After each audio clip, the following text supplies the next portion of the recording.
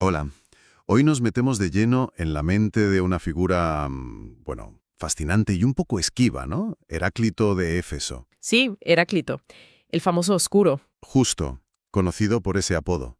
Y porque sus ideas nos llegan así, como fogonazos, ¿no? Fragmentos cortos, pero muy potentes. Exacto. Es que no dejó un tratado ordenadito, ¿eh? Lo que tenemos son esos apotegmas. Un desafío, la verdad. Ya. Pertenecía a ese grupo inicial, los pensadores jonios, los presocráticos que llamamos físicos. Ah, ¿por qué físicos? Pues porque se interesaban por la physis, la naturaleza. Buscaban el arqué, ¿sabes? El principio fundamental de todo. Entendido.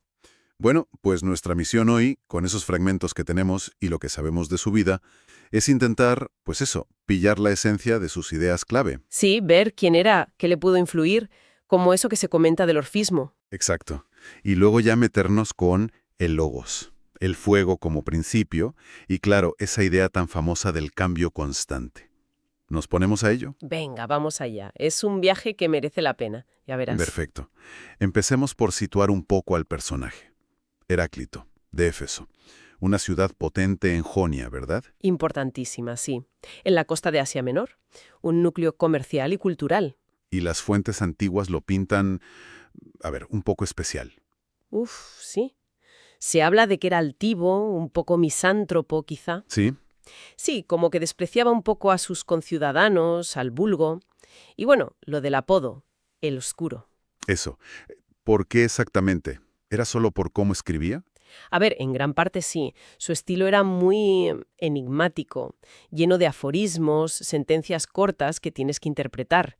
No te lo daba masticado. Ya. Profundidad de lo que decía. Sus ideas son complejas, a veces paradójicas. No eran para leerlas y ya está. Claro. Y comentabas que él mismo no se veía como un filósofo al uso, ¿no? Sino como un sabio. Eso parece indicar alguna fuente, sí. Como si él hubiera captado una verdad fundamental, esencial, sobre cómo funciona todo. Una verdad que los demás no veían. Exacto. Él insistía mucho en eso, en que el logos, esa razón universal, está ahí, es común, pero la mayoría vive como dormida, sin enterarse.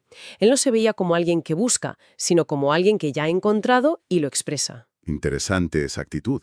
Oye, y antes de ir a las ideas centrales, mencionaste el orfismo.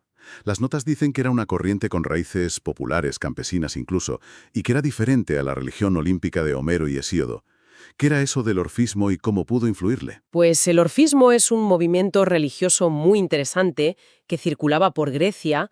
A diferencia de la religión oficial, digamos, la de los dioses del Olimpo y los cultos cívicos. Sí, Ujú.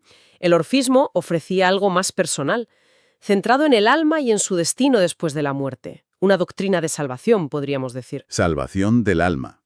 Eso ya suena distinto a lo que uno asocia con los griegos clásicos. Bastante. Tenía puntos clave que, bueno, es posible que resonaran en alguien como Heráclito. Primero, creían firmemente en que el alma era inmortal Ajá, y que había un más allá, con premios y castigos según cómo hubieras vivido. vale. Segundo, y esto es importante, un dualismo muy marcado. Veían al ser humano como un compuesto. Alma, divina inmortal, Sí, atrapada en un cuerpo físico, mortal.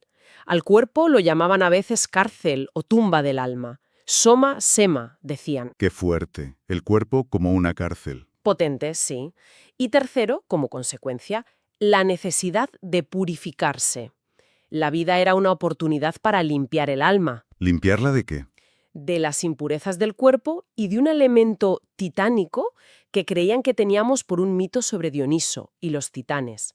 La idea era liberarse de la rueda de reencarnaciones, ¿sabes? Volver a lo divino. Entiendo. O sea, esa idea de un alma inmortal, un dualismo, ciclos de purificación, eso pudo calar en Heráclito, en su forma de ver el alma o el propio universo. Es una hipótesis, claro. No podemos afirmarlo con certeza. Heraclito es muy original, ¿eh? Pero ese ambiente, esa sensibilidad órfica hacia la dualidad, hacia un elemento divino en nosotros, hacia los ciclos, quizá formó parte del caldo de cultivo intelectual en el que él pensó. Ya. No como una copia directa, pero sí como un trasfondo que pudo influir en cómo desarrolló sus ideas sobre el alma y sobre todo sobre el cambio constante y los ciclos cósmicos. Vale, me hago una idea del contexto. Entonces, con esto en mente, vayamos ya al núcleo duro de su filosofía, el logos. Hay un fragmento que siempre se cita. Sabio es quienes oyen no a mí, sino a la razón, logos, coincidan en que todo es uno. ¿Qué narices es este logos? Porque traducirlo como razón se queda corto, ¿no? Totalmente. Es que logos es una palabra con muchísimos matices en griego. En Heráclito, desde luego, no es solo nuestra capacidad de pensar, es algo mucho más grande. ¿Cómo qué?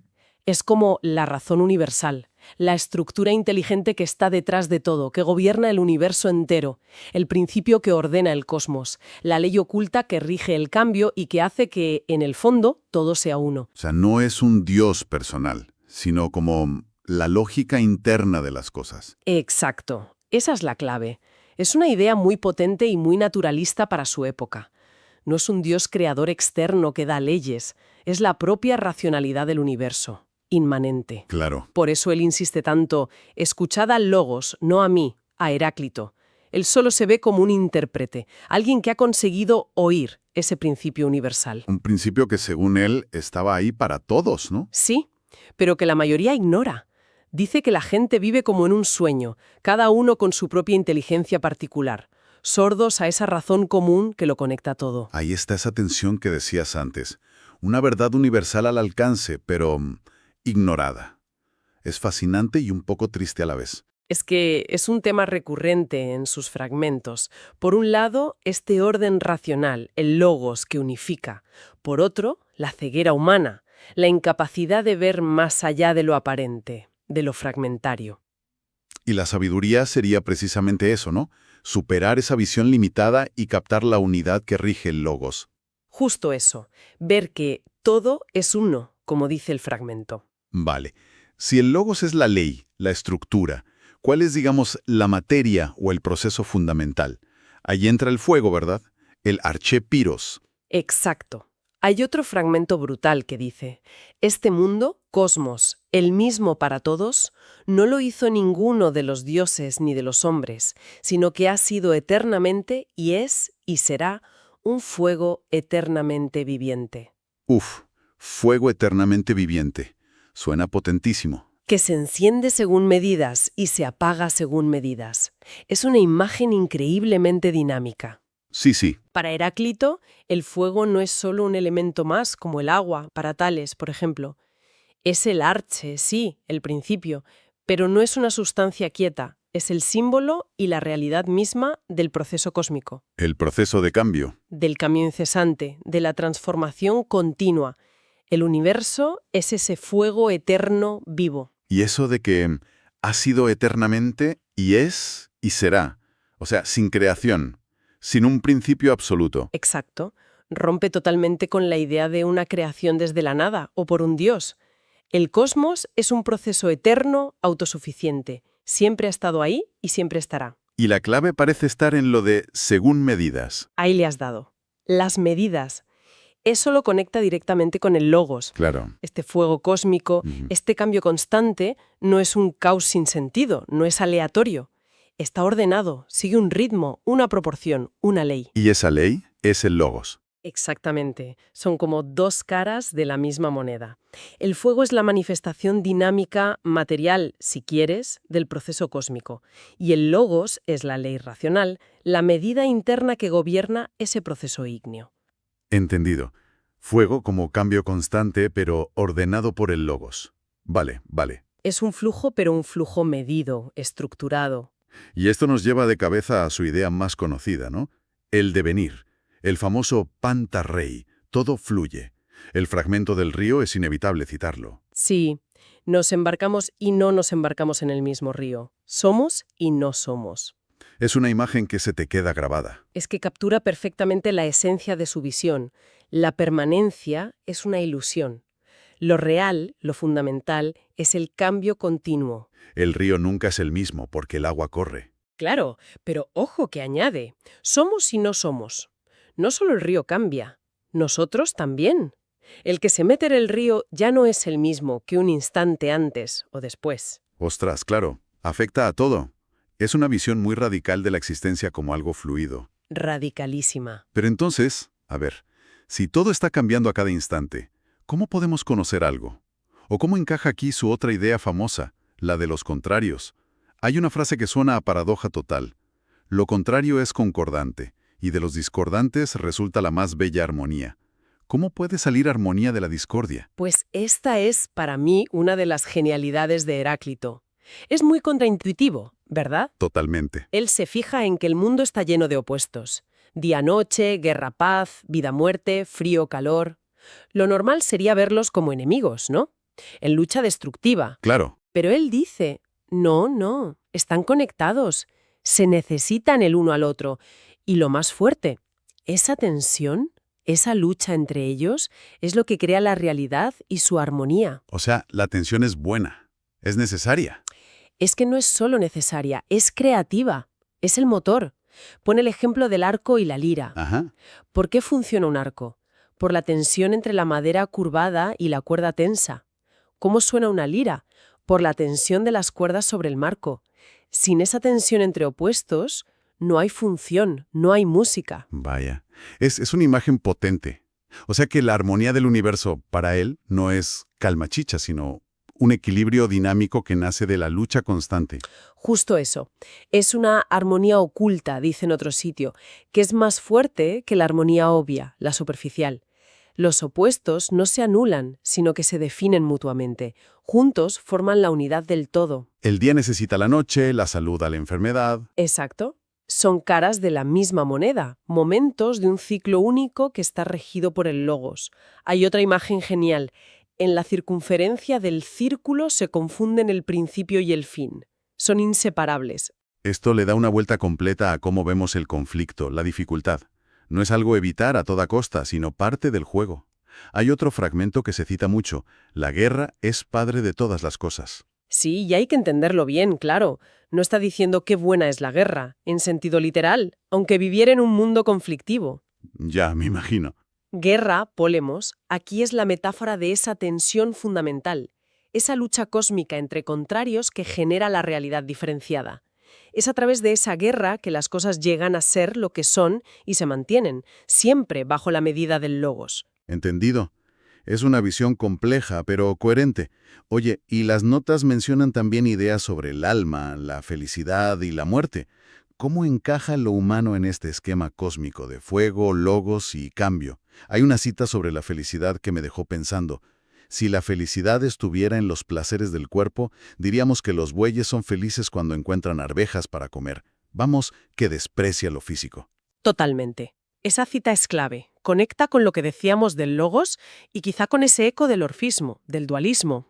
Ajá. Para Heráclito, la felicidad de verdad, la eudaimonia humana, no puede estar en satisfacer los apetitos. Eso lo hacemos igual que los animales, los bueyes. Es algo efímero, inferior. ¿Y dónde está entonces? Pues en lo más elevado y propio del ser humano, la comprensión, el pensar en sintonía con el logos universal.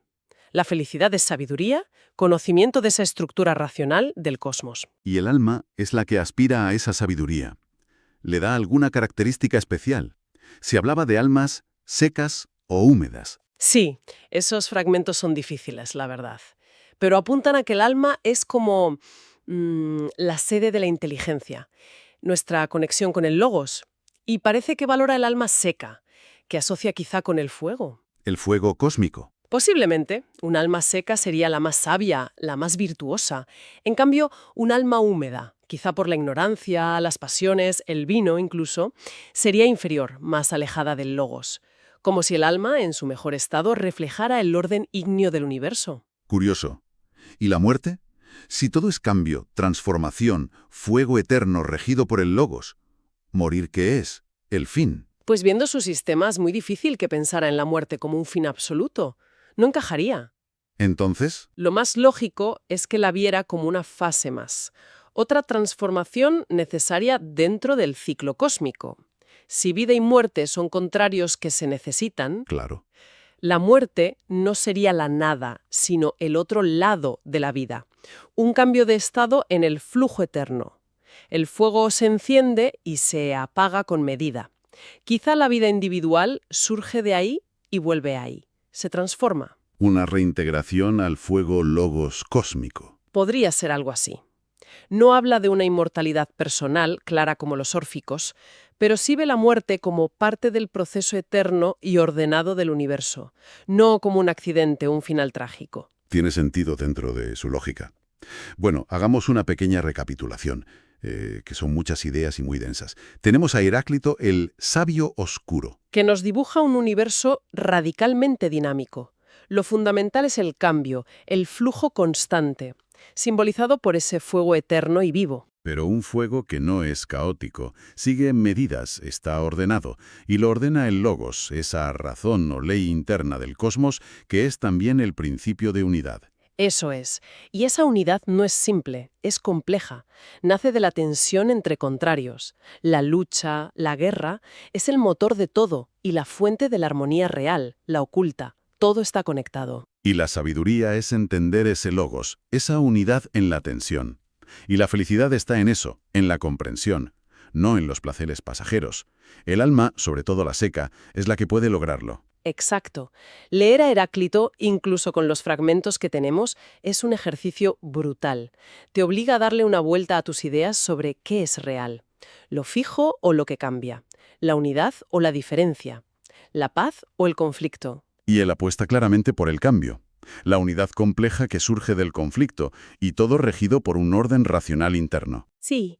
Y esa tensión que describe también entre un logos eterno y un mundo que fluye sin parar, sigue siendo muy relevante hoy, ¿no crees? Para pensar nuestro propio mundo. Sin duda.